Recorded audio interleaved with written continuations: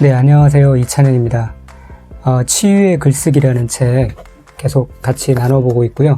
오늘은 12장 미리 쓰는 유언편지, 13장 아직은 아니야 라고 말하지 마라 라는 부분 같이 읽고 또 나눠보도록 하겠습니다.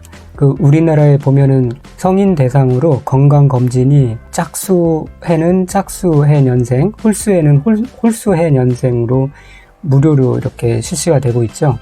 그런데 제 경우를 보면은 매번 이렇게 미루다가 년 말이 되어서야 이게 건강검진을 받는 경향이 있더라고요. 그러다 보니까 저만 그런 게 아니라 다른 사람들도 아마 그런 경향이 있는 것 같아요. 그러다 보니까 병원에 가면은 사람들이 너무 많아가지고 대기 시간도 길고, 그때마다 또 한편으로 생각하기는 내후년에 2년 후에 건강검진 때가 돌아오면은 연초에 좀 한적하게 병원도 붐비지 않을 때 그때 여유있게 좀 받아야겠다, 그런 생각을 하곤 합니다. 그런데 또 2년 후에 막상 건강검진 받을 때가 되면은 또 미루다가 아마도 연말에 받게 될지도 모르겠습니다. 이렇게 이 생각만 하고 할 일을 계속 미루고 있다가 더 이상 미룰 수 없게 될 때서야, 그때서야 이제 행동을 취하는 것을 책에는 재밌는 말로 표현하고 있더라고요. 아직은 아니야 증후군이라고 그렇게 표현을 하고 있습니다. 네, 저자는 아직은 아니야, 아직은 때가 아니야 라고 말하면서 하고 싶지 않아서 차일피일 미루는 그러한 일들의 목록을 한번 작성해 보라고 그렇게 얘기를 하고 있는데, 예를 들면 이런 거죠. 이루지 못한 꿈, 마무리하지 못한 일, 예전에 호기심을 가졌던 일들, 올해 하기로 계획했던 거, 이번 달 해야 할 주요한 계획, 더 당겨서는 오늘 해야 할 일, 그런 것들이죠. 이제 대부분 이렇게 할 일들을 미루고 있는 것들, 그 안에 뭔가 일을 이루고 성공을 만들어가는 그러한 핵심 요소가 숨어 있죠. 그런데 그것들에 대해서 아직은 아니야 라고 말하면서 스스로 원하는 곳에 도달하는 그 길목을 우리가 스스로 차단하고 있을지도 모를 일입니다. 그래서 이러한 것들에 대해서 한번 셀프 점검 목록을 만들어서 점검을 해보면 좋은데요. 지금 이렇게 보여드리고 있는 것이 제가 만들어 본 셀프 점검 목록입니다. 제목은 아직은 아니야 점검 리스트입니다.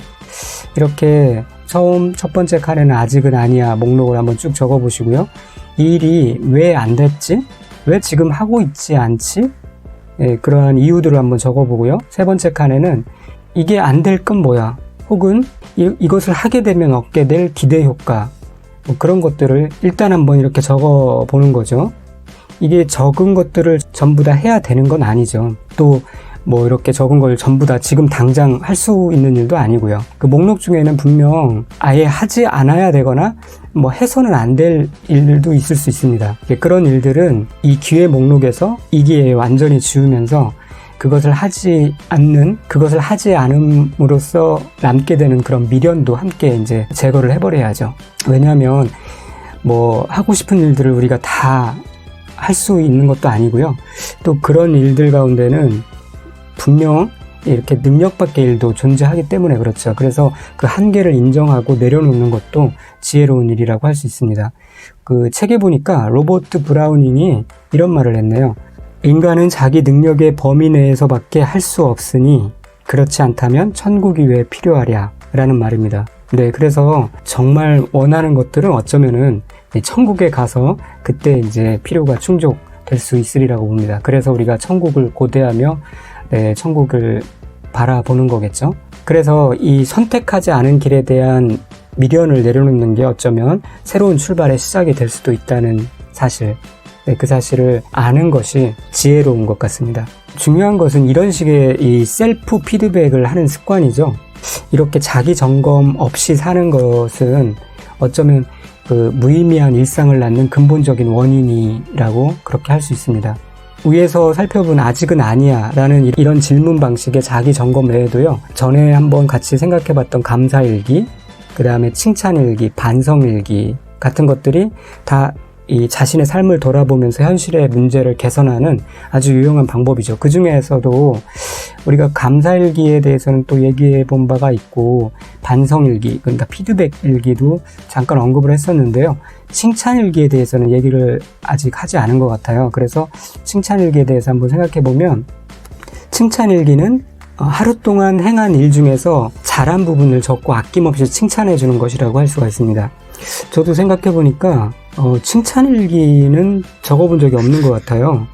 그 감사일기는 계속 적고는 있는데 칭찬일기는 적어보지 못한 것 같습니다. 칭찬이라 하면 보통은 남을 칭찬하는 것을 생각하죠. 그런데 이 책에서 얘기하고 있는 것은 남이 아니라 자신이 하루 중에 한 일 중에 잘한 부분을 이렇게 기록하고 그것에 대해서 아낌없이 칭찬해 주는 것이라고 얘기하고 있습니다. 굉장히 괜찮을 것 같습니다.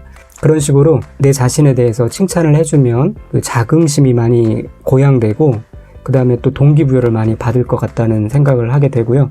그래서 저도 이 칭찬할 일기를 한번 적용해 보도록 그렇게 하려고 합니다. 또 이 저자는 유언을 쓰는 것도 이 아직은 아니야 목록에 포함시켜야 한다라고 그렇게 얘기를 하는데요.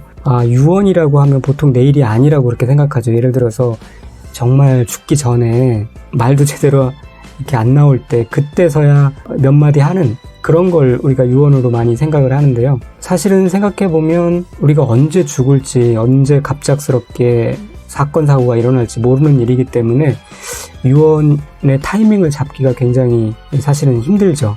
죽을 때가 정해지고 그렇게 어떤 몸이 점차 쇠약해져서 시차를 두고 1년, 2년, 3년 안에 그렇게 죽어간다 그러면 그때쯤 유언의 타이밍을 잡을 수 있겠지만 사실은 우리가 알 수 없는 일이기 때문에, 그래서 미리 이제 유언을 남기라 그런 취지로 얘기하고 있는데요. 사실 유언이라고 하는 것은 일종의 유산을 남기는 일이죠. 그 유산에 대해서 책에서는 이렇게 얘기하고 있습니다.